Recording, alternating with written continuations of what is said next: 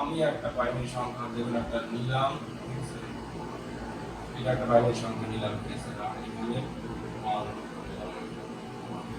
তো এটা যেমন একটা বাইনারি সংখ্যা, এই বাইনারি সংখ্যাকে আমি হচ্ছে এখন হেক্সাডেসিমালে কনভার্ট করব। হেক্সাডেসিমালে কনভার্ট করার ক্ষেত্রে আমাদের কি করতে হবে, এই যে দশমিকের থেকে 4 ঘর পর্যন্ত নিতে হবে, অর্থাৎ 1 2 3 4, এই যে 4 ঘর দরকার আমি দাগ দিলাম, ঠিক আছে। আর এই দিকে হচ্ছে 4 ঘর করে নিতে হবে। এখানে 4 ঘর নাই, 3 ঘর আছে, সুতরাং এখানে আমি একটা শূন্য বসাই দিলাম।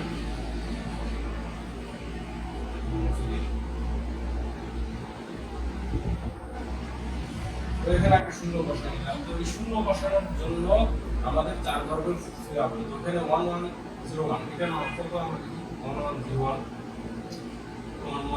মানে হচ্ছে 30 অথবা আমরা এটাকে লিখতে পারি d, ঠিক আছে, অথবা আমরা লিখতে পারি d। তারপরে হচ্ছে এটা অবশ্য আপনারা পরীক্ষার ক্ষেত্রে লিখবেন হচ্ছে d, নট হচ্ছে 30 না, d, যেহেতু হেক্সাডেসিমালে কনভার্ট করতে হবে, হেক্সাডেসিমালে 30 মানে d, মানে 13 মানে d। তারপর হচ্ছে 1011 মানে হচ্ছে b, 11 মানে হচ্ছে b। এই দশমিক আমি দশমিক দিলাম, তারপর 1010, তার মানে 1010 মানে হচ্ছে a বা 10, এটাই। এইটা হচ্ছে আমাদের এই সংখ্যাটা হবে bd.a, এইটা হচ্ছে আমাদের হেক্সাডেসিমাল সংখ্যা। কোন সংখ্যা? এইটা বাইনারি সংখ্যা, হেক্সাডেসিমাল সংখ্যা হচ্ছে এইটা। তাহলে কি হলো? তাহলে হচ্ছে এইটার উল্টাটা হতে পারে, অর্থাৎ এইটা যদি হচ্ছে এরকম, তাহলে এটা বাইনারি হবে। আশা করি যে এইরকম যদি হচ্ছে আমাদের হেক্সাডেসিমাল এখন যখন সংখ্যা দেওয়া থাকে, তাহলে সেটা আমরা বাইনারি লিখতে পারবো। যেমন আমি লিখি 1 d.82, এটা হচ্ছে বাইনারি কি হবে, এটা বাইনারি কি হবে আমরা লিখে দিই। আমরা জানি যে হচ্ছে 4 সংখ্যা করে আমরা যদি লিখি, তাহলে আমাদের 0 0 0 1, আর বাইনারি বিট জন্য আমরা জানি যে 1 0 1 1, ঠিক আছে।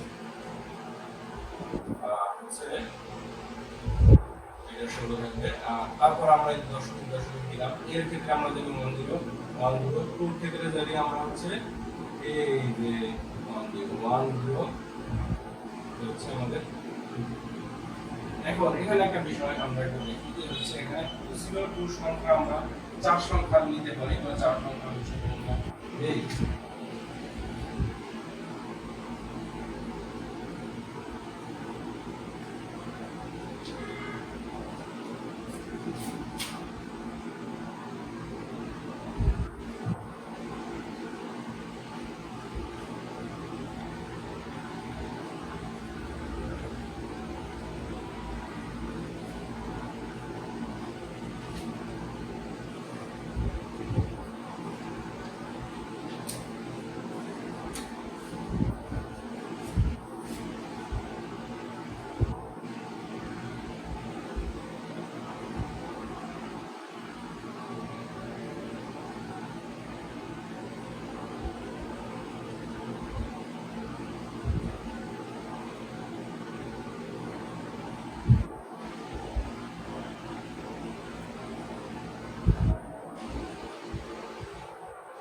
এখানে দেখেন একটা জিনিস, সেটা হচ্ছে যে আমরা যদি এখানে 1 দিব, কিন্তু আমি হচ্ছে না, তাহলে আমাদের এটা কি করতে হবে, এটা হচ্ছে এখানে দুটো শূন্য নিতে হবে, শূন্য, তার মানে আমি এইটা হচ্ছে a, এটা হচ্ছে 1।